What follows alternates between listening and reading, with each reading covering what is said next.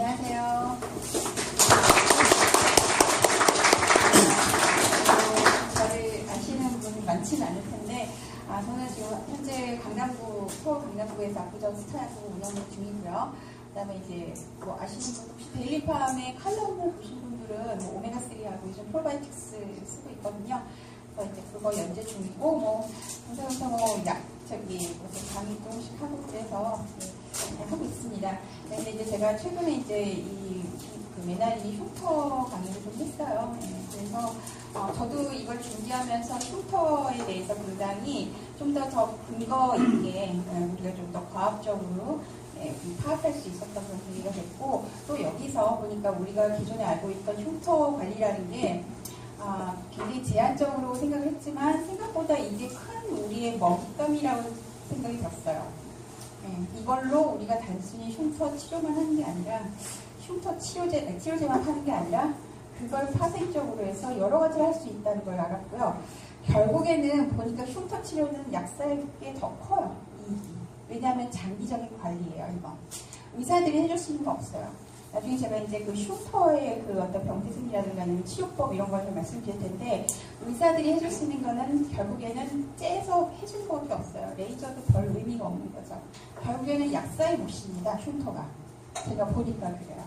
우리 보통 흉터 오면 이거 안 돼요, 병원 가세요 그러죠? 아니에요. 약사의 영역이에요. 그러니까 잘 기억해 주시고, 또 한 가지는 이 지금 내용이 보시면 이거 우리가 뭐 의사도 아닌데 이런 걸 알 필요가 있을까? 이렇게 생각하실 수 있어요. 근데 그렇습니다. 사실은 그렇긴 하지만 우리가 이거를 알아야 되는 이유는 뭐냐면, 일단 우리가 흉터든 뭐든 간에 제일 먼저 물어보는 거는 약사죠. 의사가 아니라.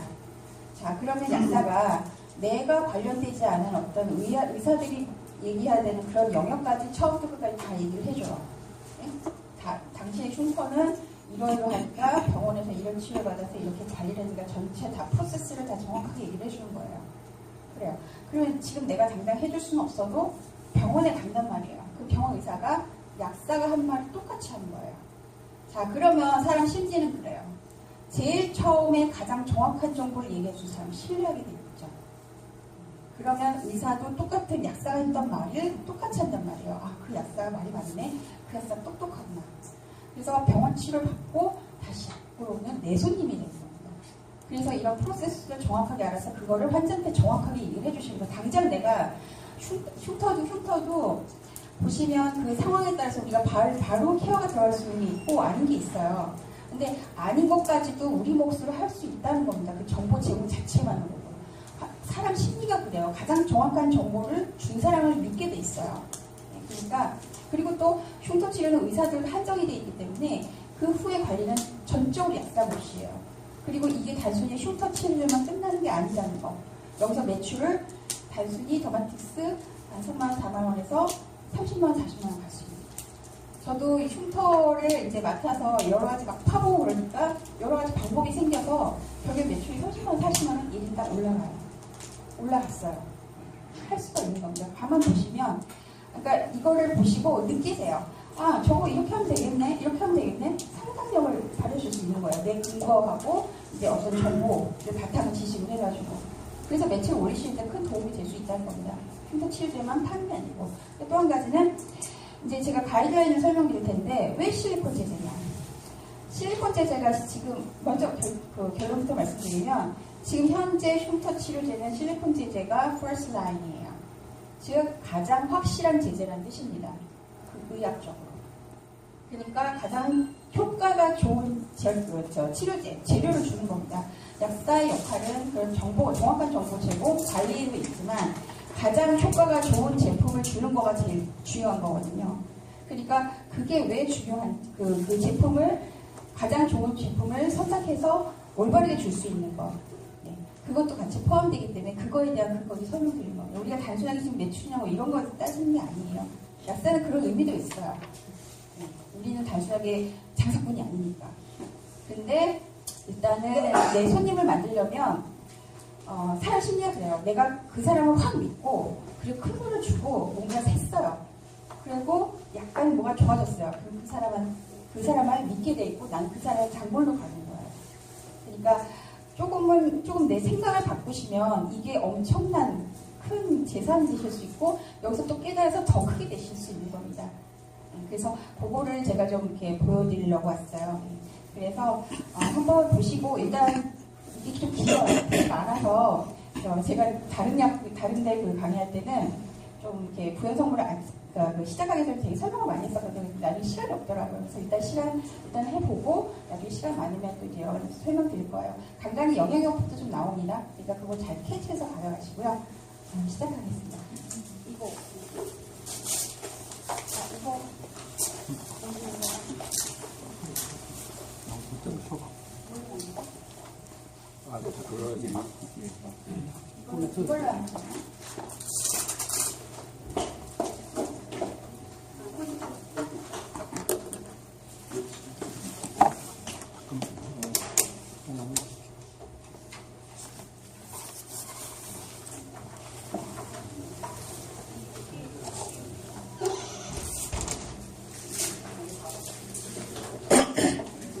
하면 제가 설명드릴 거는 흉터 치료와 흉터 가이드라인입니다. 일단 제품에 대한 설명은 그래서 어떤 그거에 대한 어떤 레퍼런스라든가 이런 거는 또 다른 강의가 있었는데요. 사실 제 강의 뒤에도 좀 나와요. 그러니까 충분히 도움이 되실 수 있을 거예요. 자, 오늘 올바른 흉터 치료와 흉터 가이드라인에 대해서 이제 시작하도록 하겠습니다. 자, 이제 아웃라인을 보시면 일단 기본적으로 스킨이 어떤 구조로 되어 있느냐 그걸 한번 살펴보고요. 그 다음에 운드, 즉 상처가 어떻게 해서 치유가 되는 것일까. 거기에서도 나중에 흉터를 관리할 수 있는 하나의 키가 만들어지기 때문에 굉장히 중요한 거고요. 그 다음 마지막으로 스카입니다. 흉터를 우리가 환자분이 왔을 때 그거를 정확하게 판단해 줄 수 있는 한 4가지로 나뉘거든요. 이거를 보고 환자한테 그 흉터에 따라서 어떻게 이렇게 프로세스가 갈 것인지 설명해주고 또 그거에 따라서 관리를 갈 것인가 그거에 대해서 알 겁니다. 자, 먼저 스킨에 대해서 살펴보면요. 자, 에피더미스, 더미스, 하이포더미스죠. 즉 표피, 진피, 피하 조직. 그렇죠? 옆에 보시면 이제 마크로스코픽 비유예요. 이 보시면 크로스 섹션 한 건데 에피더미스 저 위에 돼 있는 거고 중간에 더미스, 밑에 허옇게 돼 있는 게 지방이에요. 지방층이 대부분 이게 바로 하이포더미스입니다. 너무 복잡하게 아실 필요 없고 한 요 정도만 딱 알고 계시고요. 자세히 보시면 더미스를 나중에 설명드릴 텐데 위에 그 약간 이렇게 튀어나온 게 유두처럼 생겼죠. 그래서 유두처럼 생기고 그 밑에 약간 초미래요. 그래서 저기를 그 진피의 그 위쪽 부분, 그 유두에 가까운 걸 유두진피라고 하고요. 밑에 약간 이게 엉성하게 돼 있죠. 그래서 그물, 레티큘라를 해서 망상 조직이라고 해요. 그리고 이 망상 조직에 바로 콜라겐층이 많이 생성되는 부분입니다. 그래서 콜라겐층이 많이 생기는 게 바로 더미스 그쪽이고요. 그리고 이건 이제 그 도식화한 건데요. 네, 이렇게 보시면 이 정도로 이렇게 돼 있고, 그다음에 이제 한선하고 그다음에 이제 마스큘러 그 조직이 돼 있고요. 자, 이제 표피를 보시면 저기 보시면 저렇게 이렇게 크게 확대를 해보면 스트레툼이 한 5개로 나뉘어 있어요. 스트레툼이 이렇게 분리가 되는데 다 뭐 우리가 기능을 알 필요는 없어요. 우리가 중요한 건 뭐냐면 자, 스트레툼 블라디너스하고 스피노섬이 있어요. 그 사이에 이렇게 띠트 선이 있죠. 그 선이 우리가 제일 중점적으로 봐야 될 거예요. 그 이유는 뭐냐면 저희가 바로 케라티노사이트. 그 케라티노사이트들이 아주 액티브한 케라티노사이트가 몰려있는 데고 여기에서 얘네들이 얼마나 활동하느냐, 그러니까 조절이 잘 되느냐에 따라서 흉터가 생길 수 있고 안 생기고 그거에 결정이 되는 겁니다. 그리고 더마티스 울트라의 가장 키포인트예요. 그래서 스트레툼 블라디너스하고 스피노섬 그 사이의 선, 네, 그겁니다. 그리고 이거는 이제 그 현미경학적으로 그 주로 구성되어 있는 세포들 본 건데요. KLM이에요. M은 멜라노사이트, 즉 UV로부터 스킨을 프로텍션하는 거고, K는 케라티노사이트예요. 그 케라티노사이트들이 주로 액티브한 아주 많이 그라누로사이트 스피노섬 사이에 그 케라티노사이트들이 들어 있는 거고요. L은 랑게르한 셀이에요. 면역에 관련되거든요. 뭐 여기서 아직 뭐 중요한 건 아니고 아직 그리고 랑게르한 셀은 아직 그 스터디가 많이 안 돼 있대요. 그래서 아직 전송을 하지 않고요. 그다음에 진피입니다. 진피를 여기서 보시면 확연하게 딱 드러나죠. 2가지 나뉘는 거. 유도 쪽에 가깝고 그런데 훨씬 초밀해요. 이제 번들들이 훨씬 더 초밀하게 돼 있기 때문에 저기를 유도 진피. 그리고 밑에 보시면 이렇게 엉성하게 돼 있죠. 콜라겐 다발들이 막 생성되는데 처음에 콜라겐 다발들이 많이 생성될 때 좀 엉성하게 돼 있어요. 그래서 망상 조직이라고 해요. 그리고 저기 선은 이제 한선이고 밑에 보시면 콜라겐 세타라는 게 있어요. 세타는 막이에요. 근데 이 막이 이 진피에서 밑에 아디포사이트 티슈가 있는 데가 바로 그 피하 조직인데 피하 조직까지 쭉 내려와 있어요. 왜냐하면 피하 조직은 대부분 다 지방층이기 때문에 구조를 만들 수가 없잖아요. 근데 그 콜라겐 따발들이 밑에까지 피하 조직까지 내려와서 구조를 형성하게 해주는 그런 상태입니다. 그리고 이거는 이제 그 안에 이제 주로 셀들이라던가 어떤 그 조직들인데요. 이 파이브로블라스트가 이제 아주 주요 배우예요. 파이브로블라스트는 아까 케라티노사이트하고 이 파이브로블라스트가 중요한데 이 파이브로블라스트가 바로 콜라겐을 만드는 겁니다. 지금 이게 콜라겐이에요. 다발이 있죠. 저 콜라겐 파이브스 있죠. 이 콜라겐들에 붙어 있잖아요. 얘네들이 막 자극을 받아서 콜라겐을 만드는 겁니다. 그리고 저기 용수철처럼 돼 있죠. 이쪽에 바로 엘라스틱 파이버예요. 엘라스틱은 용수철, 탄력이고 콜라겐은 어떤 그 구조를 형성하는 거죠. 네, 그런 역할을 해주고 파이브로블라스트가 바로 콜라겐을 만드는 세포고요. 하이포덜미스는 크게 뭐 작용이 있진 않아요. 왜냐면 대부분 다 지방이니까. 그렇기 때문에 거의 그 하는 역할 세 가지죠. 힛 인슐레이터, 즉 절연, 보온을 해주는 거고, 그 다음에 트러블부터 쿠션 역할을 해주는 거, 그 다음에 에너지 범위가 되는 거죠. 큰 역할도 없고 이 정도만 알고 계시면 됩니다. 그다음에 이제 클래시피케이션 때는 온도를 들어갑니다. 온도는 지금 액큐트하고 크로닉 두 가지가 아니죠. 크로닉은 대부분 얼서예요. 즉 궤양. 그래서 우리가 주로 다룰 거는 액큐트에 해당되는데 일단 이렇게 알아두시고 얼서는 어차피 나중에 안티바이오틱 그 테라피가 들어와야 되기 때문에 약국에서는 뭐 케어하기 쉽진 않죠. 어쨌든 액큐 온도를 한번 보시면 수술 후, 그다음에 열상, 그다음에 어브레이즌 그 찰과상, 그다음 화상, 그다음에 이제 물질 접히는 거, 이렇게 이제 사고에 의한 상처 이렇게 있죠. 이런 것들도 물론 심할 때는 이제 안티바이오틱 들어가야 되겠지만 우리가 이런 상처가 났을 때 어떤 프로세스가 가고 있는지 볼 겁니다. 그 양은 좀 다르고요. 자, 프로세스를 이렇게 보시면 도식화되어 있는 건데요. 자, 이렇게 세 단계로 나와 있습니다. 페이스 1, 2, 3인데 저렇게 트라우마가 딱 생기면 이제 빨간색 선을 가는 게 페이스 1이에요. 이거는 처음 났을 때부터 3일 정도, 3일 정도에 일어나는 페이스입니다. 근데 지금 화살표가 이렇게 겹쳐 있죠. 이거는 이유는 환자마다 다릅니다. 어떤 생체 조직이 좀 잘 생성이 되시는 분, 아니면 커트스가 잘 되시는 분들은 훨씬 더 빠르게 진행되는 거고, 그렇지 않으면 좀 더 지연이 되는 거죠. 그거를 의미하는 거고요. 일단 그 한 3일 정도까지, 그러니까 평균적으로 말씀드리는 거예요. 그리고 좀 더 뭐 범위가 넓다거나 좀 더 깊은 상처 같은 경우는 좀 더 딜레이가 될 수 있겠죠. 그리고 아니면 또 그 중에 또 그 가운데 또 무슨 감염이 된다거나 아니면 그러면 상처가 좀 회복이 지연되면 더 길어질 수 있습니다. 하지만 정상적인 어떤 상처의 치유 회복 과정인 경우에는 이 정도의 기간이 걸린다는 거죠. 3일 정도에서는 헤모스테이시스 즉 지혈, 그렇죠? 그다음에 염증 셀 마이그레이션은 그 안에 면역 세포들이 가죠, 그렇죠? 그 마이그레이션을 말씀드린 거고요. 그리고 이제 7일에서 10일, 7일이 한 중간 정도죠. 중간 7일 정도면 대부분 다 증식이 일어난다는 겁니다. 그래서 한 3일에서 10일 사이에 이 7일에는 셀 증식이에요. 그러니까 뭐 섬유 세포들이 이제 막 콜라겐도 만들어내고 막 그렇잖아요. 그러니까 걔네들 막 증식을 하는 거고. 그다음에 ECM은 extracellular matrix에서 세포 외 기질이에요. 안에 히알루로닉 애시드 같은 거, 그 프로테오글라이칸들로 채워지거든요. 그래서 그것들을 말하는 겁니다. 그런 것들 막 채워지는 거죠. 비었으니까.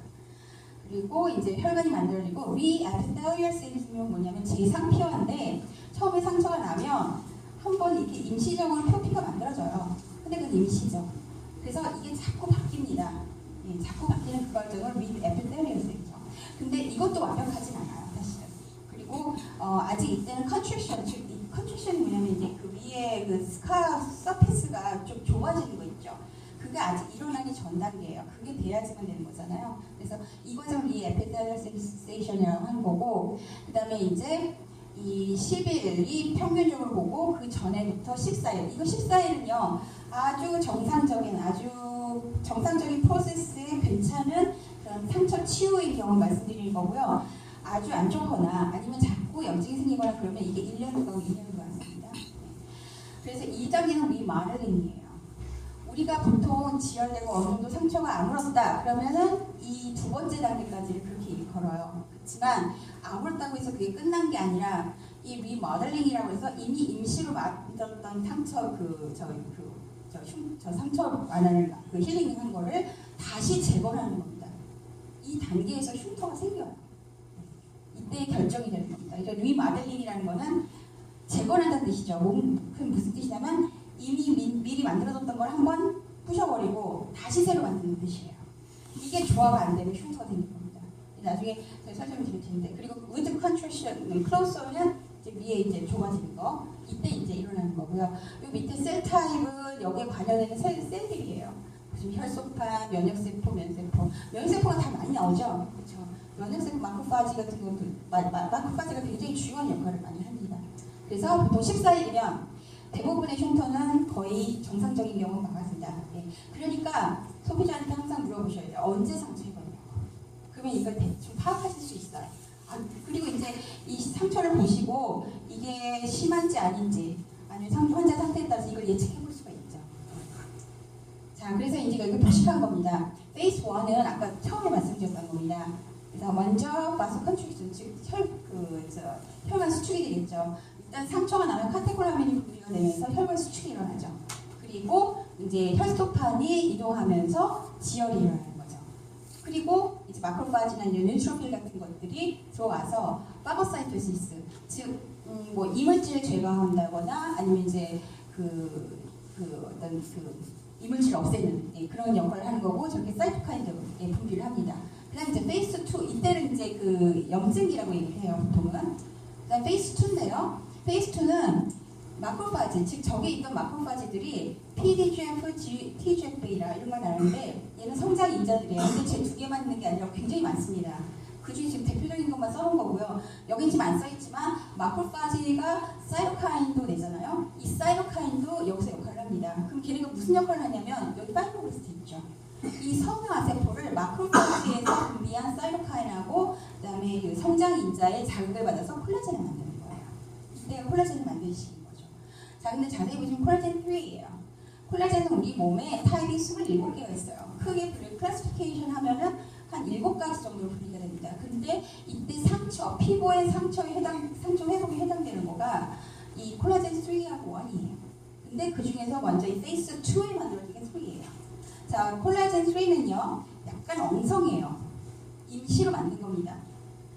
그래서 이 단계에서 만드는 콜라겐 3고요. 그리고 이거를 가서 증식기라고 해요. 세포들이 막 많이 만들어져서 이렇게 콜라겐을 많이 만드는 단계. 네, 그렇게 되는 거죠. 그래서 이것까지가 우리가 보통은 아물었다고 하지만 완전히 아물 건 아니에요. 속에서는 계속 진행이 되고 있다. 그 이유는 이건 이제 제가 그 프로세스 설명드린 거죠. 좀 전에 저렇게 3단계를 거치면서 혈소판, 그다음에 이제 그 면역인자 이런 게 나와서 얘네가 TGF-beta 같은 성장인자, 사이토카인 분비하면 성화세포를 자극을 하죠. 그러면은 콜라겐을 형성하는 거고, 그래서 엑스트라셀룰러 매트릭스, 즉 세포의 기질을 형성하게 되는 거죠.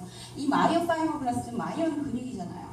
파이브로블라스트는 섬유, 그 콜라겐을 만드는 거죠. 그러니까 두 가지 기능을 갖고 있기 때문에 얘네가 주로 하는 건 컨트랙션, 즉 나중에 서피스를 줄이는 역할은 중요한 역할을 합니다. 자, 그래서 이제 페이스 3 마지막이에요. 이게 바로 리모델링 단계예요. 다 보시면 콜라겐 3가 1으로 바뀌죠. 원래 피부는 콜라겐 1이 정상이에요. 근데 임시로 콜라겐 3를 먼저 만든 거예요.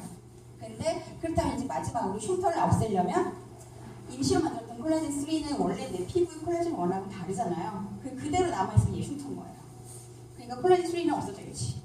그리고 대신에 원래 피부와 똑같은 콜라겐 1으로 바뀌는 겁니다. 그래서 리모델링. 그래서 2단계가 잘 안 되시는 분들 흉터가 많이 남는 거예요. 그리고 이때 무슨 염증이 생기거나 아니면 어떤 몸에 영양학적 문제가 있다. 이따 나중에 설명드리겠지만 그렇다면 저게 잘 안 되는 겁니다. 그리고 이때 무슨 자극을 받았다거나 아니면 뭐 물리적인 자극이나 화학적 자극을 받아서 오히려 켈로이드나 아니면 비효성 반응 이런 게 될 수도 있는 거죠. 그리고 이제 마이오파이브러스 아까 제가 설명드렸죠. 컨트랙션, 즉 컨트랙터럴 임리스판스, 줄이는 거죠. 서피스를 줄이고 그다음에 이제 구조를 좀 형성을 합니다. 약간 그러니까 보면 우리가 피부가 단단한데 상처가 막 아무 피부 되게 물렁물렁해요. 그렇죠? 근데 그거를 좀 더 단단하게 해주는 역할을 하는 게 또 마이오파이브러스입니다. 이때 비효성 반응 켈로이드로 구별되는 시기가 바로 이때고요. 그래서 이 리모델링 단계에 따라서 흉터 생성이 영향이 있다. 네, 그겁니다. 근데 이 기간이 저기 보시면은 21 days에서 21 year를 했죠. 근데 보통 길게는 한 2년 정도까지 가요. 그러니까 무슨 얘기냐면 상처가 흉터가 났어요. 흉터가 났는데 야 선생님 이거 흉터 없어질까요? 그래서 물었는데 몇 년 되셨어요? 얼마나 되셨어요? 그랬을 때 최대 2년 정도까지 2년 전에 생겼던 흉터, 상처가 입어서 생긴 흉터다. 그러면 가능성도 있다는 거예요. 왜냐하면 계속 리모델링이 되고 있어요. 어쨌든 리모델링이 된다는 거는 콜라겐을 브레이크다운하고 신세시스가 같이 자꾸 일어나는 거거든요. 이때가 완전히 끝난 게 아니란 뜻이죠. 아니기 때문에 2년 전 흉터면은 가능하다는 얘기예요. 그래서 요즘 광고에 나오니까 그래서 1년 반 됐는데 이거 된다 얘기가 나오는 이유가 바로 이것 때문에 그래요. 아직 리모델링 단계, 즉 상처가 완전히 끝난 단계가 아니기 때문에 가능하다는 겁니다. 그렇지만 이제 상처에 따라서 이렇게 원이어로 끝나는 경우도 있어요. 자, 그런데 이 교원질이 콜라겐이에요. 그 교원질이 분해가 되죠. 왜? 아까 콜라겐 3가 분해가 되고 콜라겐 1이 합성이 돼야 되니까. 그러면 콜라겐 3를 분해하려면 분해 요소 콜라제네이즈가 필요하죠. 이 콜라제네이즈도 마찬가지로 마크로파지라던가 그 섬유화세포, 그다음에 에피텔셀, 그다음에 그래뉴로사이트 얘네들이 다 분비를 해요. 자, 이렇게 이 두 가지가 조화가 되어야 정확하게 조화가 되어야 된다. 만약에 신테시스 콜라겐이 그러니까 줄어들어야 되는 건 안 줄어들고 계속 합성이 되면은 부풀어 오겠죠. 그렇죠. 그게 바로 비효성 반응이나 켈로이드가 될 수 있는 그런 거고요. 또 거꾸로 또 이제 브레이크다운은 너무 많이 되는데 신테시스가 잘 안 돼. 그럼 피했죠. 그렇게 될 수가 있습니다. 자, 그럼 이제 콜라겐 합성이에요. 콜라겐은 맨 처음 합성될 때 원다발에 프로콜라겐 원 헬릭스로 되어 있습니다. 하지만 우리가 보통 말하는 콜라겐은 이 프로콜라겐 헬릭스 3예요. 그러니까 트리플 헬릭스예요. 세 가지로 뭉치는 겁니다. 근데 이 단계에서 우리가 영양학적 요법을 할 수 있는 겁니다. 보시면 이게 원 헬릭스가 트리플 헬릭스로 바뀌죠. 이럴 때 이 하이드록실레이션하고 글라이코실레이션 두 가지 단계가 필요한데요. 이 하이드록실레이션 필요한 더 영양 요소가 저기예요. 산소, 아까 케토글라제이트, 바이타민 C, 철. 그래서 이런 게 부족하게 되면 이게 안 돼서 콜라겐 형성이 잘 안 되는 겁니다. 그래서 괴혈병도 그래서 그런 거잖아요. 그래서 영양 요법 하실 때 이거 필요하고 물론 이제 이 원료가 아미노산이니까 단백질이 당연히 필요한 거죠. 그래서 창상 치유에 영향을 줄 수 있는 그 영양 요인. 이거는 제가 자료를 의사들이 쓰는 책에서 가져온 거예요. 그러니까 이거는 굉장히 공식화되어 있는 그런 거고요. 이 외에도 뭐 코엔자이틴이라던가 바이타민 C 1000mg, 4000mg 이런 거는 우리가 그 라벨 외로 어프라벨로 충분히 영양법 가능하고요. 저는 개인적으로 코엔자임 큐텐을 많이 씁니다.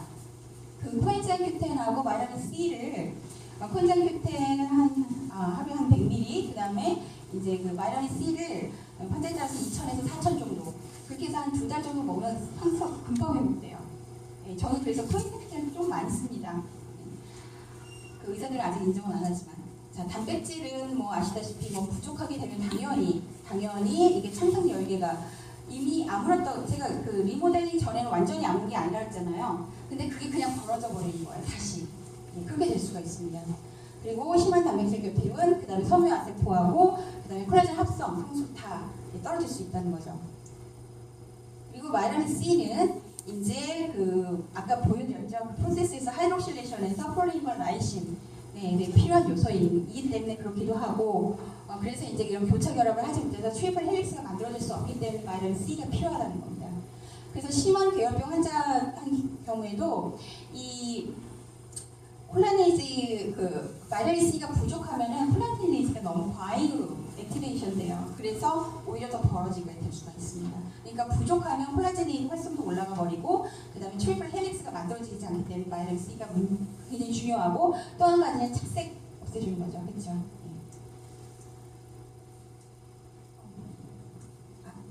그래서 이제 그 바이타민은 원래 POP하고 점막이잖아요. 그렇죠? 그래서 더 중요하긴 한데 또 한 가지 뭐냐면 스테로이드를 사용할 수가 있어요. 나중에 이제 그 켈로이드 같은 경우는 스테로이드제를 많이 써요. 그래야지 콜라겐 합성을 낮출 수가 있거든요. 근데 이 스테로이드를 장기적으로 사용하게 되면 문제는 스테로이드 호르몬을 만들기 힘들죠. 그래서 스테로이드 호르몬을 잘 만들기 위해서 바이타민 A가 필요하잖아요. 그래서 이런 장기적인 스테로이드를 사용한 그런 어떤 상처 치유 과정에서는 바이타민 A를 쓰면 좋다. 그러니까 기본적으로 쓰면 좋아요. 어차피 제가 뭐 스테로이드 안 쓰더라도 표피나 아니면 점막 재생이 굉장히 중요한 역할을 하니까. 그다음 바이타민 B는 B1, B2는 뭐 다 아시죠? 미개사에 관련되는 거니까. 그리고 B6가 이 콜라겐 크로스링킹 아까 말씀드린 그런 그 트리플레이스로 만들어진 그 장기에서는 굉장히 중요합니다. 그러니까 그냥 종합 비타민 주셔도 돼요. 좋죠. 그러니까 최소한 뭐 다른 건 몰라도 종합 비타민 미네랄. 그러니까 이런 설명을 해주시면서 구체적으로 비타민 그냥 뭐 이거 좋아요 이게 아니라 얘는 이런 효과가 있고 이런 효과가 있으니까 당연히 드시면 좋습니다. 다 가져가죠. 그러니까 최소한 더마틱스 하나 파시더라도 최소한 비타민 미네랄 하나 파실 수가 있는 거예요. 근거를 갖고 이건 제가 아까도 말씀드렸어요. 의사들 쓰는 거라고.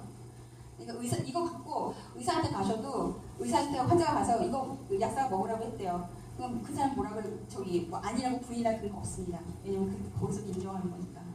자, 아연분이 아시죠? 그렇죠? 당연하죠. 이거는 체조직을 구성하는 거니까 부족한 문제가 되고 칼슘, 마그네슘도 단백질 합성하고 콜라겐으로 활성이 굉장히 필요한 거기 때문에 그러니까 다 종합 비타민 기본이고요. 저 같은 경우 개인적으로 이제 콜라겐을 굉장히 좀 선호하는 편입니다.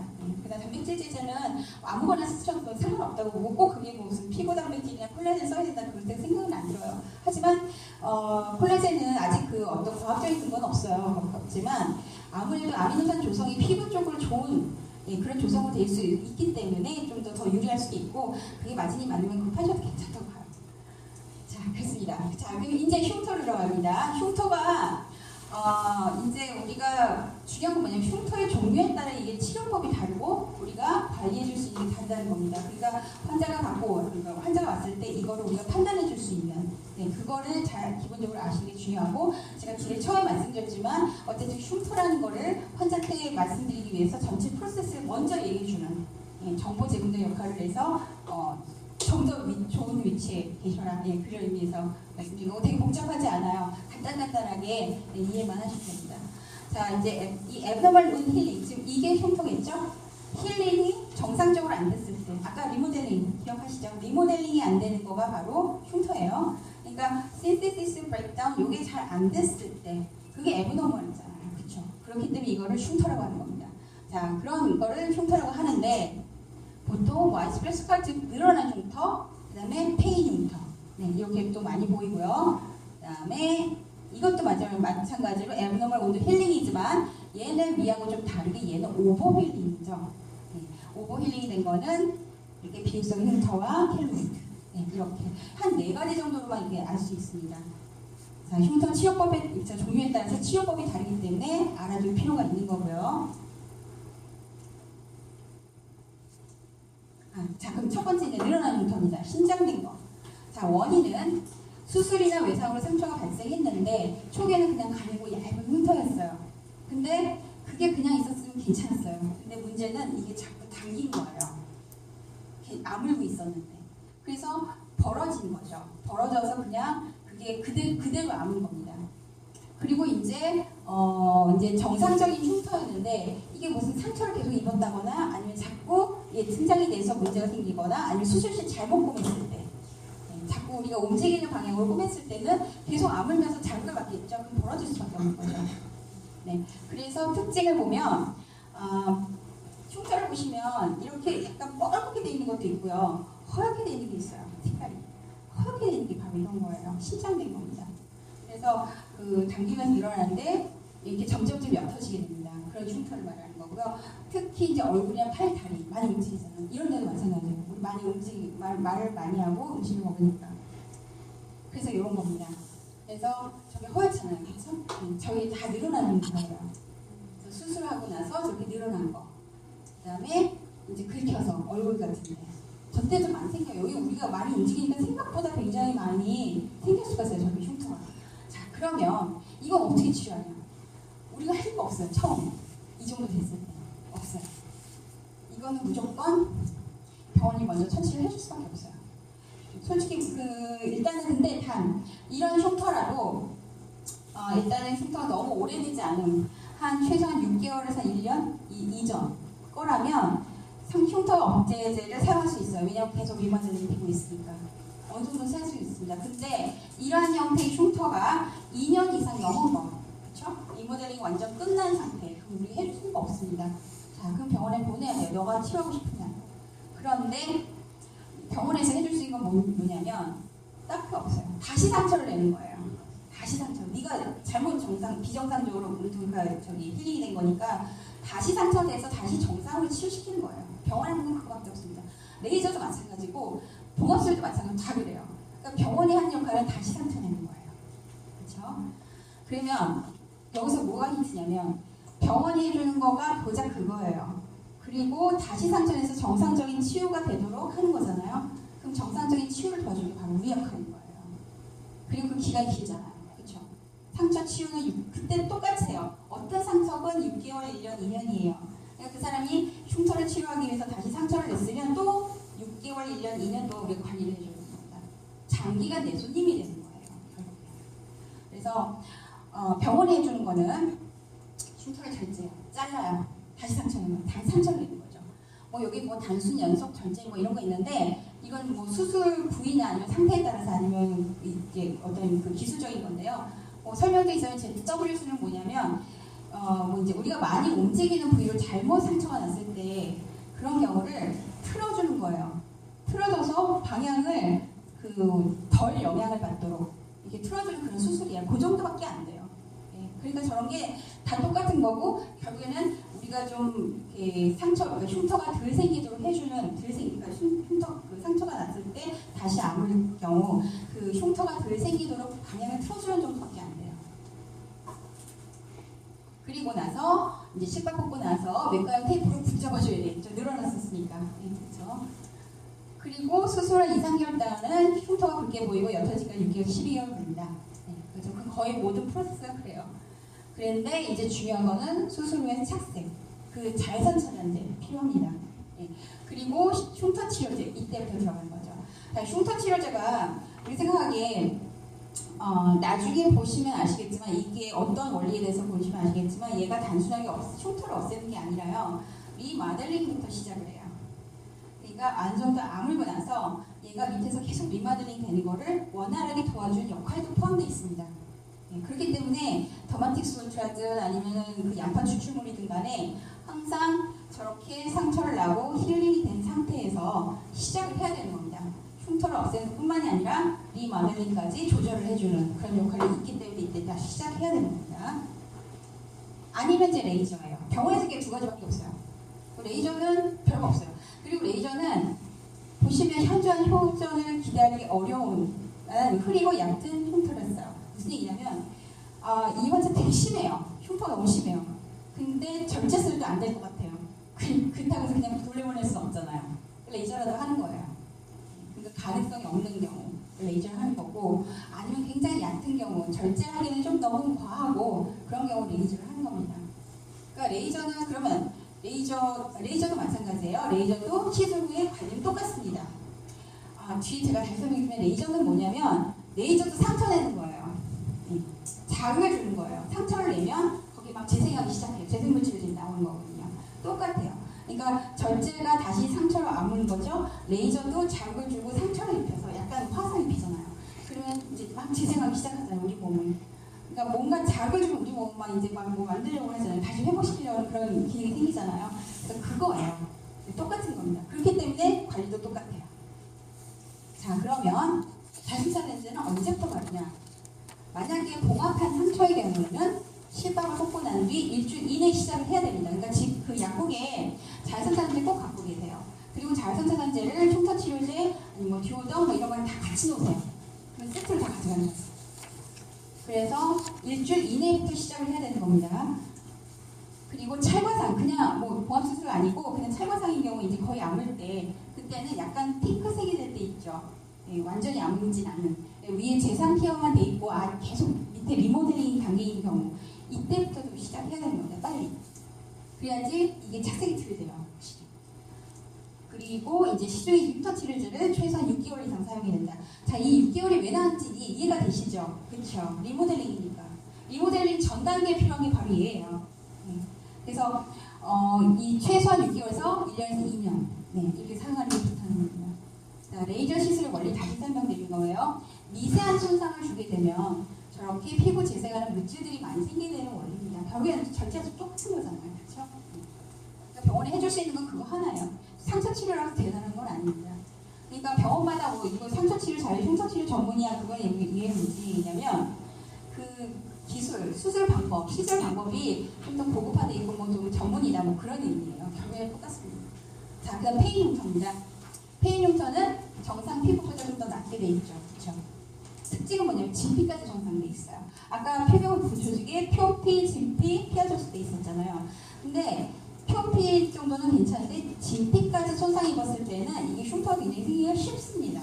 표피 정도 게 살짝 입었을 때는 다시 아무리 쉬워요. 하지만 진피가 손상이 되면 이게 흉터가 잡기 쉬워요. 왜? 그건 콜라겐이 만들어지잖아요. 근데 거기 손상을 입었는데 콜라겐이 잘 안 된다. 그러면 흉터 잡히는 거예요. 하여간 콜라겐이 그래서 흉터가 굉장히 큰 연관이 있고 콜라겐이 많이 만들어지는 곳이 진피이기 때문에 진피 손상이 되면 흉터가 생기기 쉽다는 겁니다. 자, 여러 가지 있는데 긁힌 흉터, 여드름 흉터, 수직 흉터. 자, 긁힌 흉터입니다. 자, 제가 지금 다시 설명드린 거예요. 표피의 경우 완전 재생은 가능하지만 진피까지 손상되면 좀처럼 재생이 되기 쉽지 않습니다. 완전하게. 그래서 날카로운 물건에 의해서 진피까지 손상이 된 경우 흉터가 잡히기 쉬운 건데 그때 올 수 있는 거고요. 그런데 흉터 예방하기 위해서는 이제 이거는 상처 관리죠. 상처를 입은 직후 첫 24시간 이내에 상처에 대한 보습 치료가 나옵니다. 우리 보습 치료제 뭐 있죠? 듀오덤 같은 거. 그렇죠? 네. 듀오덤 같은 거를 최소한 14일간 붙여야 되는 거고 이제 근데 문제는 그게 염증의 가능성이 있거나 이런 이제 항생제 치료가 들어가야 되는 거고 진물이나 이런 게 나올 가능성이 크다 그러면 일단은 듀오덤 같은 하이드로콜로이드 말고 하이드로폼 같은 그 제제를 써야 되는 거죠. 네. 그리고 그게 끝나면 힐로이드 등 예방용으로 실리콘제를 사용한다. 저희는 이제 리모델링 단계. 그렇죠? 네. 그러니까 14일이 왜 나는지 아시겠죠? 그렇죠? 이해가 되시죠? 아까 페이스 2까지잖아요. 그렇죠? 이때까지는 상처가 위에 막 그 임시적으로 만들어진 단계니까 빨리빨리 아무는 게 중요하니까 14일간은 듀오덤 붙이고 이 페이스 3에 해당되는 리모델링 단계에서는 켈로이드 실리콘 제제를 써야 된다는 거죠. 켈로이드 등이에요. 그러니까 이게 켈로이드가 될 수도 있고 아니면 이제 뭐 비효성 반응이 될 수도 있고 아니면 그냥 두면 또 페인게 될 수도 있고 그래요. 자, 흉터 치료법은 목표는 진피 재생이죠. 진피가 되도록이면 빨리빨리 잘 그 정상으로 회복되는 게 가장 큰 목표입니다. 그래서 뭐 오래된 흉터로서 폭이 넓지 레이저고 뭐 흉터 폭이 넓고 한번 미세봉합술 똑같죠. 미세봉합술이 잘라서 다시 봉합하는 거예요. 절제술이에요. 똑같아요. 그러니까 이건 마찬가지입니다. 일단 흉터에 대해서는 물어보셔서 2년 넘었다 그러면은 무조건 병원에 먼저 보내는 게 가장 좋고요. 근데 환자에 따라서 이 흉터 운동 힐링 프로세스가 좀 더 길어진 사람들도 있어요. 예. 사람마다 다르게 2년이 넘어도 가능한 경우도 있어요. 가격 미세하지만. 그래서 성공하는 케이스들도 있어요. 그런 사람들은 되게 그게 프로세스가 늦거나 아니면 좀 더 반응이 더 좋은 거죠. 예. 그렇지만 그러니까 거의 그 학계에서 얘기하는 거는 거의 1년에서 2년이에요. 그 사이 거의 리모델링이 거의 끝난다고 보시면 되니까 그 이상이 지난 거는 좀 어려워요. 예. 그러니까 너무 호언장담할 수 없습니다. 그래서 마찬가지예요. 똑같아요. 자외선 차단제, 실리콘 제시. 자, 여드름 흉터입니다. 여드름 흉터는 그러니까 이것도 잘 보시면 우리가 이 여드름 흉터가 왜 생기는지 아실 수가 있어요. 우리가 뼈지락지 같은 거 손을 짤 때 핏이 나오고 그런 나오죠. 그래서 그런데 나와 있는 경우도 이렇게 붉게 부어 있죠. 그 자극에서. 그래서 우리가 들짠 줄 알아요. 그래서 더 짜요 막. 그랬더니 염증이 생기거나 아니면 그 붉게 있던 진피 조직이 짜면서 밀려나오면서 그 진피가 제거돼 버린 거예요. 그럼 흉터가 안 생기겠어요? 그렇죠. 진피가 그 흉터 발생이 가장 큰 원인입니다. 진피 손상이. 그래서 생기는 겁니다. 여드름. 그러니까 여드름 짤 때 저동도까지만 짜면 굵게 오는 건 절대 따지 말라고 하셔야 돼요. 그래야지 흉터 덜 생기는 거예요. 그리고 중요한 건 이제 여드름 흉터가 이렇게 패인 게 많지만 이런 가슴 같은 데 여드름 생기잖아요. 그러면 이게 나중에 켈로이드가 있으면 굉장히 커요. 나중에 설명드리겠지만 켈로이드는 아직은 원인을 확실하게 몰라요. 근데 이런 케이스, 켈로이드가 잘 생기는 케이스를 분석을 해보니까 약간 염증하고 관련이 된다는 거예요. 그 염증 반응이 일어날 만한 예를 들면 불사 그렇잖아요. 그렇죠? 그러니까 염증 반응이 일어날 만한 그런 케이스라던가 아니면 많이 움직이는 거. 그럴 때 켈로이드가 생기기 쉽다는 거예요. 가슴 숨 쉬잖아요. 그러니까 많이 움직이죠. 그러니까 가슴에 나는 여드름은 나중에 이게 흉터로 됐을 때 켈로이드가 생기기 쉬워요. 그러니까 쉬우니까 이건 반드시 실리콘 젤이 빨리 들어가야 됩니다. 킬로이드는 되게 위험한 거예요. 나중에 그게 되면 정말 이거 잡기 쉽지 않고 수술하면 더 커져요. 킬로이드는 방지가 최선이에요. 어쨌든 간에. 근데 이 킬로가 될지 아닐지 몰라요. 문제는. 자, 지금 좀 이해 안 되시는데 염증은 그렇다 치더라도 염증 반응에 의해서 이게 어떤 사이토카인이나 그다음에 성장인자, 사이토카인이 많이 나오죠. 아까 제가 사이토카인이 뭐를 저기 섬유화스포를 자극한다고 했잖아요. 그러니까 염증에서 사이토카인 많이 나와서 얘가 섬유화스포를 자극하니까 과잉이 되는 거예요. 그게 생길 수가 있다는 거고 신장은 신장이라던가 어떤 그 기계적인 자극은요. 우리 몸은 혈압을 보세요. 혈압을 보시면 혈관벽에 점점 자극을 주면 줄수록 어떻게 되죠? 섬유화가 되죠. 우리 몸은 그래요. 자극을 주면 줄수록 더 단단해져요. 저항을 하려면 지켜야 되니까. 그러니까 상처도 자꾸 자극을 주면 더 단단해지는 겁니다. 그럼 단단해지면 뭐가 필요하죠? 콜라겐이 분명히 그 구조를, 스트럭처를 만든다고 했잖아요. 단단하게 경고성을 갖고 있다 그랬잖아요. 그러니까 콜라겐이 더 많이 만드는 거예요. 그래서 움직이는 부위일수록 더 잘 생기는 겁니다. 자극이 드는 거. 그래서 가슴 얘기가 나온 겁니다. 일단 나중에 다시 설명드릴 거고요. 그래서 여덟 흉터는 이렇게 여러 가지가 있어요. 여러 가지가 있는데 다 마찬가지고요. 이거는 여덟 흉터도 마찬가지예요. 이것도 2년 이상 넘은 흉터들 있잖아요. 이것도 진짜 약국에서는 쉽지 않아요. 거의 안 될 거고. 그렇다면 2년 넘은 여덟 흉터 병원에서 어떻게 치료하냐? 이런 식으로 해요.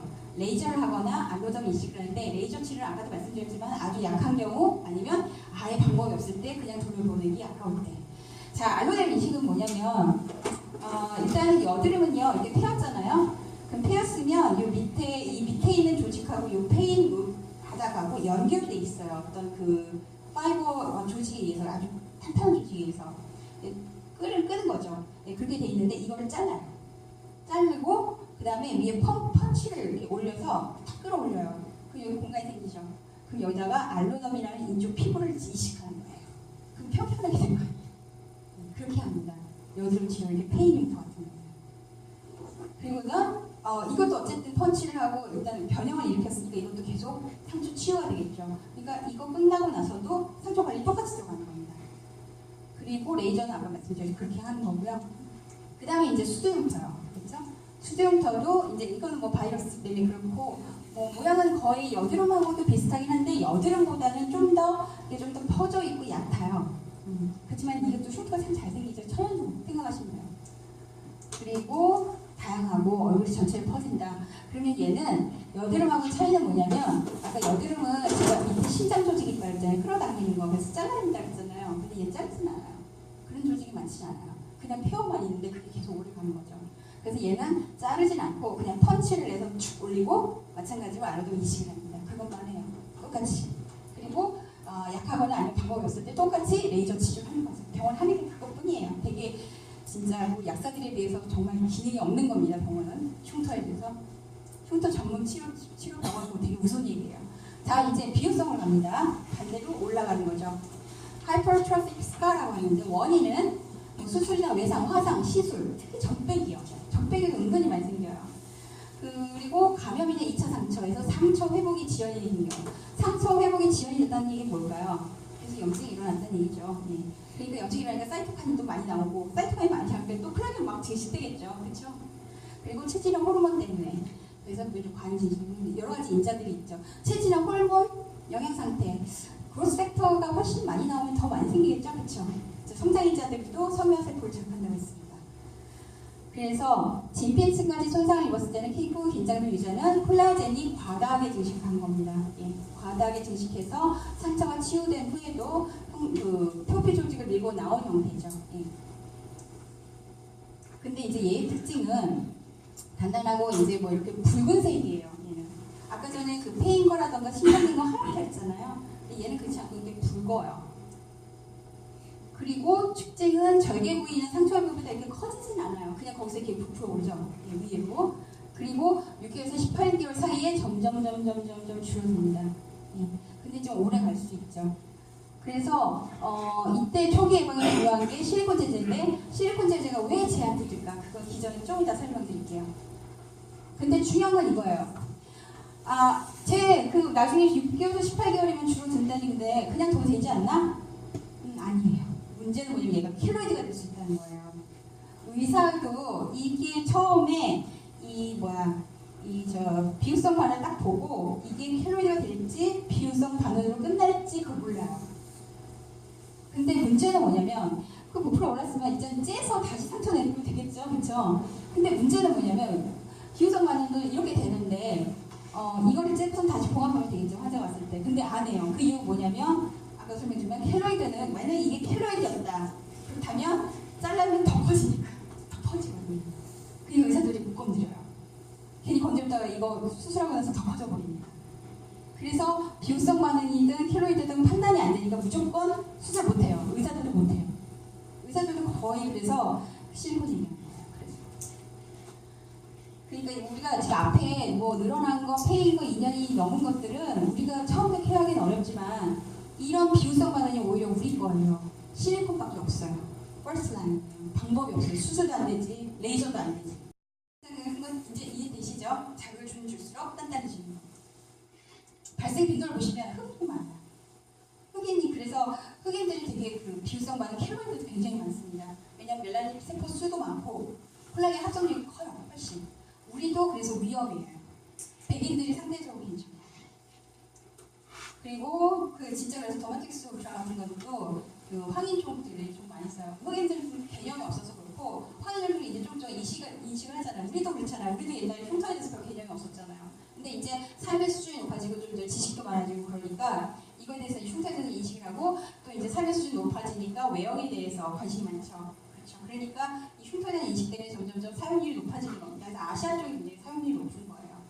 그리고 소아 10대가 많아요. 왜? 젊을수록 피부 긴장감이 크죠. 그렇죠. 좀 더 단단해지려고 막 하잖아요. 그러니까 콜라겐이 굉장히 많이 만들어지죠. 그래서 콜라겐이 많이 만들어지고 속도가 빠르기 때문에 과잉 지식이 되게 쉬운 겁니다. 그래서 아주 소아 말고요. 한 10대가 제일 심할 수가 있어요. 은근히 그래서 10대에 생길 수가 있는 겁니다. 그래서 방법은 수술요법이 있는데 되도록이면 권하지 않아요. 이거는 지금 이거 지금 제가 그냥 적은 게 아니라 이것도 의사들 성형외과에서 가이드라인을 지금 제가 말씀드린 거거든요.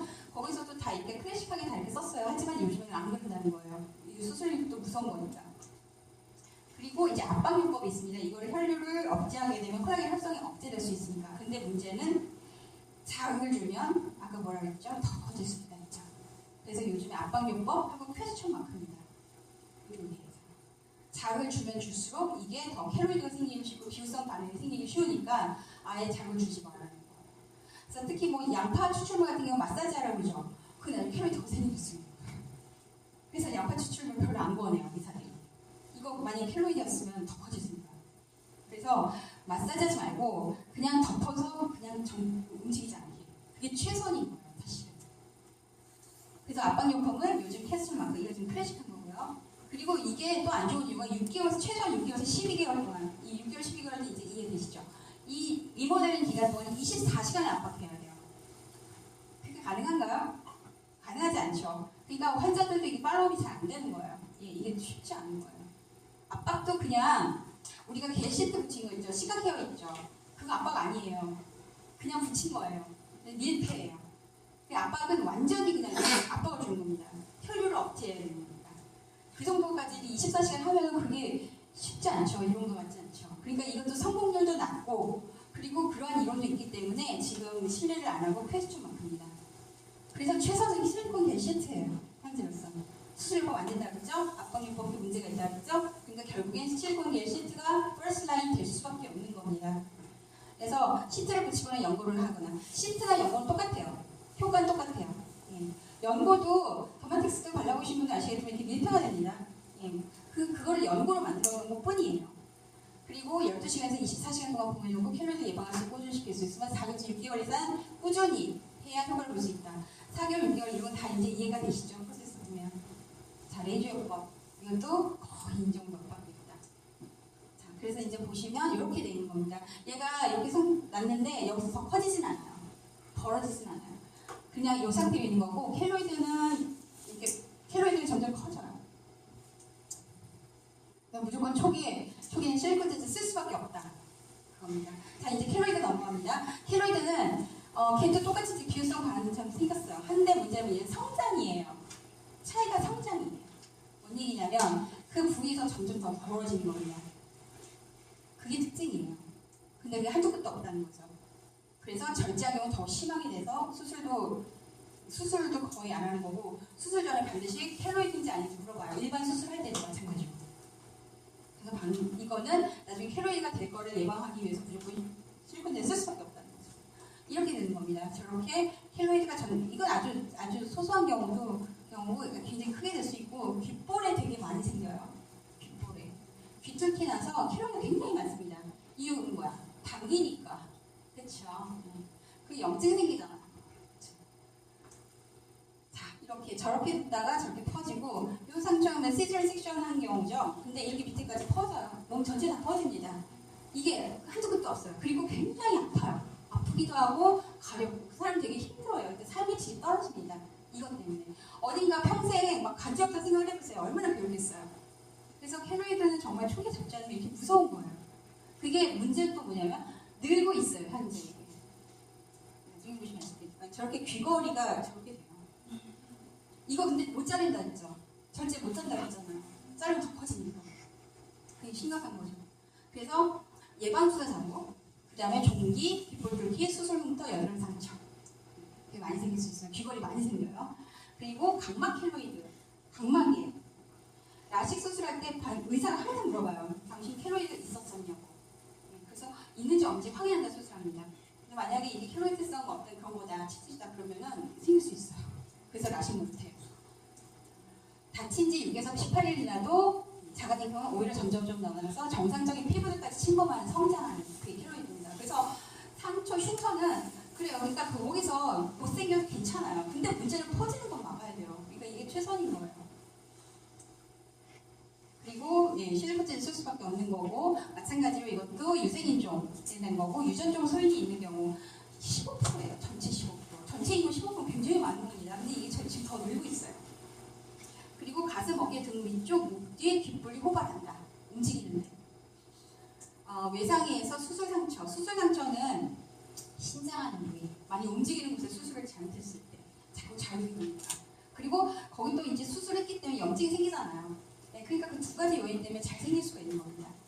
귓볼 뚫기는 늘어지니까, 자꾸 당기니까. 그러니까 무거운 거 하면 할수록 더 생길 수가 있어요. 처음에 그래서 귀 뚫고 나서 너무 무거운 거 하지 말라는 이유도 바로 그런 것도 있어요. 자, 유전적인 환경적인 요인에 의해서 있는데, 지금 정확한 원인은 몰라요. 근데 이게 왜 어떤 때 많이 생긴지 알아보니까 저렇게 염증성 질환이었을 때, 당연히 프로세스 이해가 되시죠? 이제는 사이토카인이라고 성장이 나오니까 당연히 파이브로블라스트를 자극해서 이렇게 된다는 거죠. 그리고 피부 손상에서 외상에서 수술, 상처, 귓볼 뚫기 등 그렇게 된 경우. 그 다음에 상처 크기보다는 염증 반응이 훨씬 더 관련성이 있다. 그렇다는 겁니다. 그러니까 이것도 지금 아직 모르는 거예요. 규명이 안 돼 있어요. 근데 이런 걸 봐서는 그런 게 있으니까 이런 케이스인 경우, 이런 케이스에 의해서 흉터가 생긴 경우는 조심할 필요가 있다. 그렇게 되는 거죠. 그리고 자연 발생 켈로이드가 있어요. 뭔 얘기냐면 갑자기 켈로이드가 생겼어요. 다치지도 않았는데. 그건 뭐냐면 한참 전에 한번 상처를 알았어요. 입었어요. 근데 그게 아물었는데 사실 그게 켈로이드였던 거예요. 나중에 나타나요. 자연 발생 켈로이드 은근히 많습니다. 그래서 되게 깜짝 놀래요. 근데 따져보니까 그 사람이 옛날에 그 부위에 상처를 입었던 거예요. 근데 그게 계속 리모델링 되는 단계에서 어떤 요인에 의해서 그게 갑자기 켈로이드로 바뀌어버린 거죠. 이런 것도 꽤 많습니다. 그래서 용인은 성장인자. 켈로이드 같은 경우는 콜라겐 합성이 정상 20배예요. 그리고 비대용토는, 그러니까 비유성 반응 얘기하는 거거든요. 그게 한 3배 정도. 그래서 제1형 콜라겐이 만들어진다고 했죠. 근데 그게 너무 과잉 증식된 거죠. 그리고 분해가 억제가 안 된 거죠. 이게 우리 몸은요, 딱 정확하게 이게 딱 억제가 얼마큼 되고 이게 아니라 상황에 따라서 자기 스스로 조절합니다. 콜라겐도 좀 더 많이 만들어져서 자기가 다시 분해해요. 그 콜라겐 3만 분해하는 게 아니라 원도 분해하는 게 너무 안 맞으면 그게 자기 스스로 조절하는 능력이 있어요. 자, 그렇다면 이렇게 섬유 결합소도 하나의 그 어떤 스트럭처를 만드는 거거든요. 걔도 지금 합성률이 4배가 올랐고 저렇게 성장인자하고 수용체들이 훨씬 증가한다는 게 당연히 되는 거예요. 그래서 이것들이 증가해서 생긴 거다. 기계질 압력. 상처에 가지는 압력, 피부 장력이 크면 클수록 발생 증가한다. 작을 주면. 그리고 아까 이제 가슴 쪽이 제일 많아요. 그리고 이제 갑상선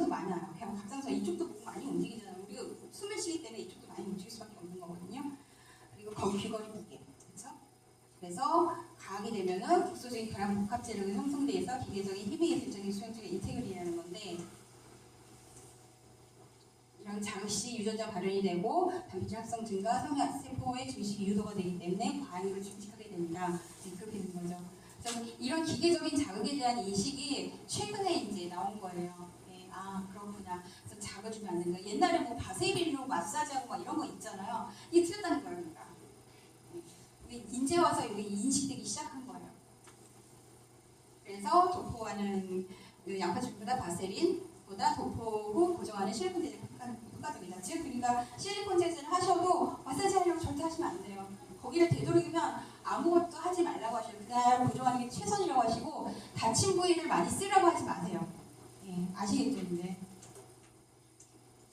그래서 엑셀설 매트릭스의 생성은 이건 콜라겐 아니고 그 안에 피부 조직을 구성하는 물질 중에 히알루로닉 애시드 같은 거, 포티오글라이칸들이거든요. 이런 것들도 생성 분해가 잘 안 되면 문제가 될 수 있다는 겁니다. 그래서 킬로이드는 킬로그램 합성 증가 주로 그렇지만 킬로이드 합성 증가와 킬로그램 분해 효소의 발생 감소가 일어나서 이렇게 되는 거고 세포 자멸사도 마찬가지로 그 세포들이 계속 순환하잖아요. 이것도 조절이 안 되면 너무 과잉으로 프롤리퍼레이션 되기 때문에 그 콜라겐 합성이 늘어날 수 있죠. 이 세포 자멸사 조절 이상은 그 사람의 영양 상태예요. 그러니까 영양 상태가 안 좋으면 저거 조절 못하는 거예요. 자가면역제가 똑같아요. 그러니까 영양 상태 굉장히 중요한 겁니다. 영양 꼭 하셔야 돼요. 자 그리고 제가 그 아까 전에 그 영양요법 말씀드렸죠. 근데 우리 몸은 그럼 이 사람한테 이 상처 치유를 잘할 수 있는 영양요법의 어떤 포뮬레이션이 뭐냐 물어보시면 없어요. 그 사람이 제일 약한 것만 보완해 주시면 돼요. 그 사람 왜냐하면 치유는 내가 하는 거니까. 내가 치유하는데 어디가 약해요. 그러면 내 몸은 그 약해진 부위를 보완하기 위해서 거기에 에너지를 다 씁니다. 그럼 상처 치유하는 거죠. 그리고 이것도 조절이 필요한 거예요. 아까 보셨지만 신테시스하고 브레이크다운에 조절이 필요한데 이거를 조절할 수 있는 에너지도 부족하게 되는 겁니다.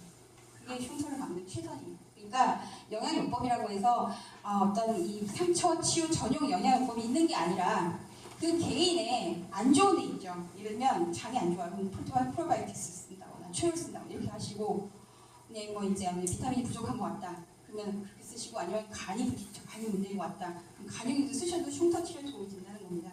아시겠죠? 최소한 그리고 비타민은 기본적으로 쓰시라는 거죠. 그거는 아예 그냥 의사들이 거기에 써 있으니까. 이에서 영양요법이 돼요. 예, 그러면 돈 30만 원, 40만 원 되는 겁니다. 매출. 우리 환자 많이 받을 필요 없어요.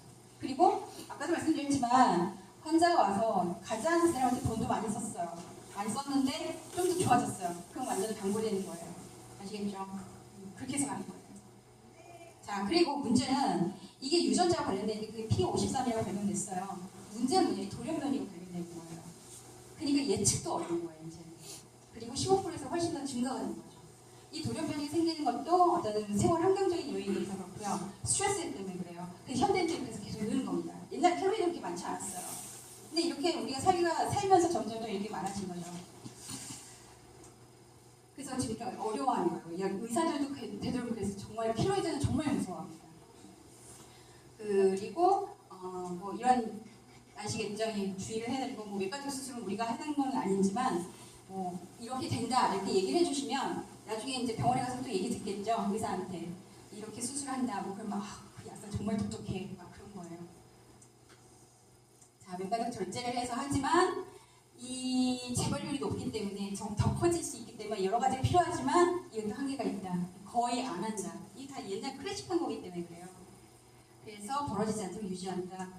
뭐 안방은 요구를 하지만 뭐 이런 원인 때문에 그렇다 이렇게 나와요. 이것도 다 옛날 얘기예요. 지금은 아니라는 거죠. 뭐 보시면 16개월 동안 8시간에서 24시간 안 보이는 게 말이 안 되는 얘기예요. 거의 팔로업이 안 됩니다. 그래서 실리콘 요법밖에 없는 거죠. 최선이죠. 그러니까 제일 중요한 거는 빨리 시작하는 거예요. 그 이유는 이게 원리가 수화예요. 밀폐요법에 대한 수화. 아니 거기에 보습을 하는데 왜 이게 흉터가 안 생길까? 자 일단 병변의 수화는 국소적으로 각질 형성 세포의 성장인자가 생성되는 건 맞습니다.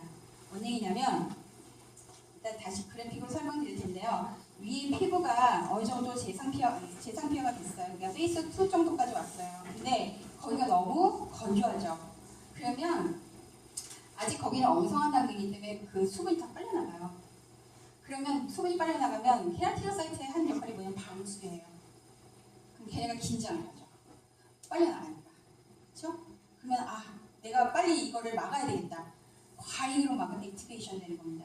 그래서 케라틴 소사이트들이 과잉으로 액티베이션 되면 켈로이드가 될 수 있어요. 왜냐면 얘 성장인자를 내거든요. 케라틴 소사이트가. 자, 다시 위에가 건조가 됐어요. 근데 케라티노사이트들이 하는 역할은 방수예요. 빨려나가지 않는 거. 근데 얘가 지금 그 재상피화가 된 그 페이스 2 정도까지 됐을 때는 자꾸 수분이 빨려나가니까 케라티노사이트들이 자극을 받아서 얘네가 성장인자를 막내요. 자기들이 꽉 채워야 되니까. 근데 그 성장인자들이 섬에서 공격하는 거죠. 그래서 켈로이드가 되는 거예요. 그럼 어떻게 하겠어요? 위를 보습을 하면 되지. 그렇죠? 그러면 보습을 하면 밑에서 수분이 안 빨려나갈 거 아니에요. 케라티노사이트 안정하지. 걔네들이 이렇게 액티베이션 될 필요 없죠. 그럼 성장인자는 들리죠. 그럼 콜라겐이 안 생기는 겁니다. 이제 아시겠죠? 그리고 얘가 섬유 모세포를 조절을 해요. 뭔 얘기냐면 얘가 이제 그 성장인자가 생성되는 것을 억제도 하지만 섬유 모세포를 조절을 해서 제대로 콜라겐이 형성되는 거, 리모델링이 제대로 될 수 있도록 도와주기 때문에 페인 흉터가 되든 부풀어 오르든 간에 흉터 억제제로 쓸 수 있다는 겁니다. 조절할 기능도 있으니까. 그래서 뭐 이런 그 모세혈관 투과성 염증, 뭐 분열물질, 매개물질 생성 이런 작업 때문에 실리콘 요법이 가장 효과가 좋다. 그래서 재상피화가 시작됐는데, 즉 페이스 3가 시작될 때, 14일 정도 이제 약간 분홍색으로 됐을 때 그때부터 바로 시작해야 된다는 겁니다. 그래서 여러 가지 이제 방법이 있어요. 다음에 이제 화상흉터인데, 화상흉터는 사실은 우리가 해줄 수 있는 게 별로 없어요. 그냥 이 정도로만 제가 이제 그 개요만 설명드린 거고, 병원에도 이렇게 하고 염색치료 부축이 이제 뭐 있는 경우 없는 경우에서 이렇게 대부분 합니다. 하지만 쉽진 않죠. 화상은. 자, 그 이제 원리예요. 이 에피더멀 워터 베리어, 즉 표피에 있는 어떤 워터 베리어인데 이게 바로 아까 제가 처음에 그 진피에 표피에 스피너섬 얘기했죠. 거기서 수렴에서 어디를 좀 잘 알려주세요 얘기했잖아요. 그게 바로 워터 베리어예요. 거기가 케라티노사이트가 많은 데가. 보시면 케라티노사이트들이 분비하는 지질로 구성이 되어 있고, 그 다음에 타입 정션. 케라티노사이트들이 조밀하게 모여있는 그 타입 정션을 거기가 이렇게 막혀져 있어요. 그래서 거기가 이렇게 진하게 돼 있었죠. 예, 그게 돼 있습니다. 그런데 이 케라티노사이트가 한 역할이 바로 방수예요. 보습을 해주는 일이에요. 그래서 이거 뭐냐면 각막이에요. 각막에 저기 이렇게 제거를 했더니 케라티노사이트들이 저렇게 성장인자를 막는죠. 이게 케라티노사이트 제거를 했더니 자극을 받아서 저렇게 성장인자를 막 내는 거예요. 그래서 케라티노사이트들이 성장인자를 내는 거라고 이제 아는 겁니다. 그래서 표피 제거를 해서 소문 손실로 케라티노사이트들이 자극을 받아서 성장인자를 낸다. 그래서 이게 원리예요. 아까 제가 잠깐 설명드린 것처럼 정상 피부인데 저렇게 꼬뭇꼬뭇한 게 바로 케라티노사이트예요. 되게 탈정션돼 있죠. 그래서 방수를 할 수 있었던 거예요. 근데 상처를 났어요. 그리고 어느 정도 아물었지만 보시면 위에 비해서 굉장히 좀 설겨요. 그러니까 계속 수분이 빨려 나가요. H2도 나가고 있죠. 그러면은 얘네가 빨간 표시 보이죠? 이게 얘네가 자극을 받아서 막 성장인자를 내는 겁니다. 그러면 주변에 있던 섬유세포가 자극을 받아서 콜라겐 엄청 많이 만드는 거죠. 이게 이래서 지금 흉터, 지금 이렇게 오버힐링 되는 그런 상처가 나타나는 프로세스예요. 그러면 어떻게 하면 되냐? 막아주면 될 거 아니에요. 그렇죠? 그래서 위에 지금 이렇게 파란 선이 바로 실리콘이에요. 실리콘으로 막아주니까 밑에 있는 얘네들이 자극받지 않아서 천천히 만들어지는 거죠. 그게 바로 이 원리예요.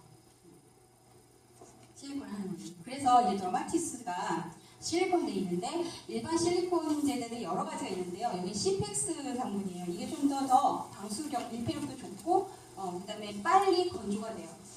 그러니까 이게 건조가 빨리 안 되면 그것도 되게 불편해요. 이 흉터 치료제는 최소한 6개월에서 12개월 이렇게 해야 된다고 했잖아요. 그 장기간 동안 해야 되니까 빨리 말라요. 우리가 빨리 활동하고 좋죠. 편하죠. 근데 이제는 효과도 중요하지만 사용하기 편하고 빨리 만들어서 우리가 하기 좋은 거. 그래야 되는 거거든요. 그래서 빨리 건조되고 밀폐도 잘 되기 때문에 되게 좋은 장점이 있고 또 하나는 바이타민 C가 들어있어요. 아까 바이타민 C 되게 중요하다고 했죠. 출판 헬릭스 만들 때. 또 하나는 착색 방지. 그래서 더마티스 울트라가 착색도 막아줘요. 그리고 여기 근데 이제 물론 이제 착색이 좀 잘 될 것 같은 그런 사람들인 경우에는 바이타민 C를 우리가 경으로 1000ml, 2000ml 그렇게 먹는 게 좋고요. 그 클리니컬 에비던스를 보시면 효과가 있는데 중요한 거는 easy of use예요. 즉 사용하기 쉽다. 그리고 그다음에 different formulation 즉 바이러스 C가 들어있기 때문에 착색까지 막아줄 수 있다. 이건 실리콘 재질을 보시면 바이러스 C가 없는 데도 많아요. 예, 근데 얘는 있기 때문에 착색까지 막아줄 수 있고 나중에 제가 테스티모니를 보여드릴 텐데 거기서 지금 나옵니다. 자, 그래서 이거는 지금 수술하고 나서 32세의 그 환자인데 수술 후에 지금 피로이드가 생겼어요. 6개월 지나서. 근데 이거를 저마틱스 울트라를 6개월 발랐더니 없어졌다는 겁니다. 그래서 거의 한 의사들 같은 경우도 피지션들도 보시면 84.2%의 그런 보시고 제가 지금 성형외과 근처잖아요. 근데 작년까지만 해서도 양파제제 그러니까 컨트롤치백스를 되게 많이 내고 아니면 사라고 했거든요. 근데 이번에 들어서 갑자기 실리콘 제제였습니다. 근데 이게 실리콘 제제가 아까도 그런 이유도 있지만 다 지금 그 성형외과 아니면 이제 그 흉터 억제, 그다음에 상처 치유 이런 프로세스에서 퍼스트 라인 가이드라인이 돼 있기 때문에 다 그렇게 나오는 겁니다. 되게 신기했어요. 저도 왜 그랬나 그랬더니 이 가이드라인이 바뀌었어요. 자, 8세 소아의 광범위 하단도 9개월간 점에서 적용도 했다. 그런 거고 부작용도 크게 있진 않아요. 오히려 양파제제보다 덜해요. 양파제제는 되게 가려운 분 많고 저는 가렵더라고요. 그래서 저는 못 썼어요. 근데 얘는 있어도 걔도 이제 약간 가려움 정도 아니면 발진 정도였고 훨씬 더 확률이 적다는 거죠. 1.5%밖에 안 돼요. 그래서 의사들은 되게 좋아한다. 그래서 부작용의 사용 편리성, 내약성도 만족한다. 네, 그런 거죠. 신태제제가 보시면 이걸 계속 붙여 있어야 되잖아요. 그러니까 위생적인 문제도 있고 반창고 붙이죠. 반창고 사이즈 많잖아요. 그래서 이거 오래 못해요. 네, 그래서 ease of use 때문에 중요한 거고요. 이 실리콘 젤이나 이거나 비슷비슷한데 실리콘 젤은 저희 제 개수는 더 비싸죠. 그런데다가 사용하기 어렵죠. 하니까 이 효과가 더 떨어지는 거예요. 결국에는. 그래서 겔이 나중에 봤을 때 그 결론적으로 봤을 때는 효과가 훨씬 더 좋았다는 거예요. 이 보시면 테스모니얼인데 보시면 이제 자기도 보니까 처음에 잘 몰랐지만 벌써 착색이 없어졌다, 컬러가 없어졌다 했잖아요. 많은 C 들어있고 이제 잘 되니까. 그리고 여기 보시면 이게 이제 이 사람도 굉장히 심각한 그 발의 상처하고 시즈널 섹션 때문에 했었는데 보시면 여기 그 실리콘 젤 시트를 하려고 했는데 나중에는 저희 인컨비니언트 불편하고 그렇죠? 그리고 임프랙티컬 비실용적이다. 결국에는 포기했다는 거예요. 결국에는 그래서 저마틱스를 발랐더니 훨씬 더 사용하기 편하고 그러니까 오랫동안 바를 수 있게 됐고 꾸준히 쓰다 보니까 좋아졌다는 거죠. 거의 대부분 다 착색이 없었다고 나와요. 그래도 마찬가지고요. 거의 착색도 없이 한 2달 정도 바르니까 좋아졌고 이것도 마찬가지고요. 거의 한 달 정도 바르니까 거의 착색이 없었다. 그래서 계속 쓸 수 있었다. 거고 이거는 제가 외과적으로 프리스카예요. 이 의사들이 요즘 프리스카의 개념을 되게 많이 씁니다. 네, 아예 그냥 어떤 의학 용어로 나왔어요. 원래는 프리스카라는 개념이 없었는데 요즘에는 흉터 억제가 되게 중요한 이슈가 되다 보니까 프리스카에 대해서 되게 이제 관심 많이 언급을 하기 시작했어요. 프리스카 이꼴 리모델링이에요. 알겠죠? 페이스 3예요. 네.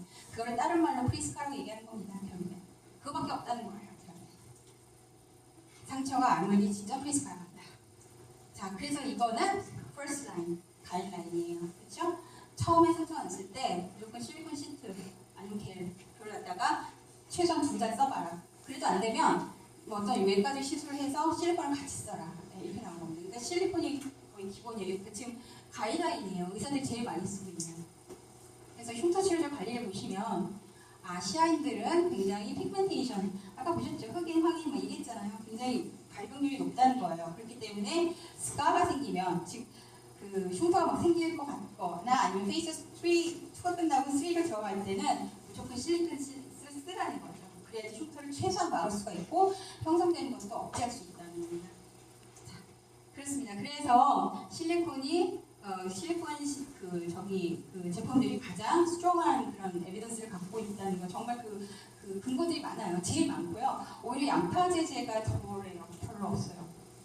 그 양파제제를 의약품으로 승인받기 위한 논문 몇 개밖에 없습니다. 지금 한번 검색을 해보세요. 보시면 양파제제가 생각보다 없어요. 그러니까 이제 의사들도 이게 의약품이기 때문에 맞겠지가 아니라 이거 의약품을 승인받기 위한 어떤 그런 거였구나. 아실 수 있고 그 뒤에도 팔로우가 안 되고 나중에 효과를 실제적으로 봤을 때도 정말 좋습니다. 네, 그래서 first line therapy로 되어 있기 때문에 가장 확실한 제품이다. 네, 그렇습니다. 그러니까 일단은 페이즈 4가 되면 4까지 사실 그러니까 상처부터 흉터까지 약사가 다 할 수 있겠죠. 그렇죠?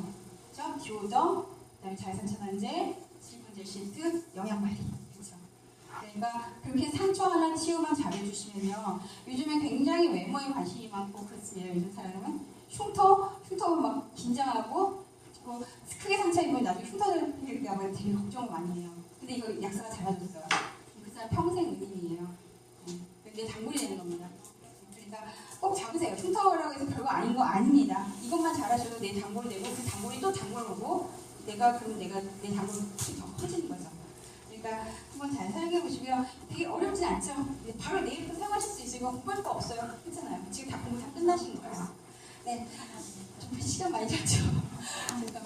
네, 그렇습니다. 네, 그래서 한번 실험을 잘 사용해 보시고 올바르게 사용하는 방법, 올바르게 관리하는 방법 이제 아셨으니까 영양요법도 이제 그렇게 하시면 된다는 거 어렵지 않습니다. 이 약국에 일반 약 파는 거요. 나 공부해야지. 나 공부를 안 해서 못 팔아. 이거 아니에요. 공부 더 할 거 없어요. 우리는 영감만 있으면 돼요. 네, 기본적으로. 환자한테 우리가 무슨 뭐 이론을 설명할 것도 아니고 과학적인 근거를 설명할 거 없습니다. 환자에 맞게 설명을 해주셔서 관리만 해주시면 되니까 너무 어렵게 생각하지 마시고 당장 내일도 하실 수 있어요. 영양요법 강의 들으면 그 다음날 20만 원, 30만 원, 100만 원 팔아요. 네, 그게 약사입니다. 자, 그래서 자신감을 갖고 하시고요. 제가 뭐 얘기 좀 더 할 텐데 그것도 안 되겠네. 네, 감사합니다.